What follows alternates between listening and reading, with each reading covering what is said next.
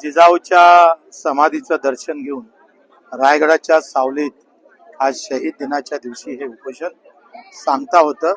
भरत सेठ योगेजी कदम काल मुख्यमंत्र्यांनी जो फोन केला, शिंदे साहेबांनी केला, त्यांचे शब्द निश्चितच या भूमीत प्रमाण ठरेल आणि त्यांनी आल्यामुळं आम्हाला निश्चितच हे बळ आमच्या सर्व आंदोलनाला भेटलं आहे आणि या बळातून माझा दिव्यांग, माझा शेतकरी बांधव निश्चितच आश्वासित आणि त्याला कुठेतरी आनंद भेटेल.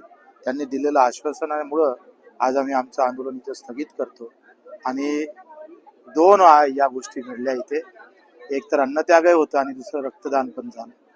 ज्या भूमीत रक्त सांडून संघर्षाची नवीन पहाट निर्माण केली आणि संघर्षातून पुन्हा रयतेकडे जाण्याचं काम मार्ग छत्रपतीनं केला, त्याच भूमीमध्ये आज रक्तदान करून भरत सेठनी दिलेला हा शब्द आम्ही प्रमाण समजतो आणि 2-3 तारखेला खरं तर आमच्या सगळ्या मागण्याला एक वेगळ्या प्रकारची आशा आम्हाला तिथे आहे, त्याला मंजुरात भेटेल आणि आनंदानं हा दिव्यांग शेतकरी नांदेल.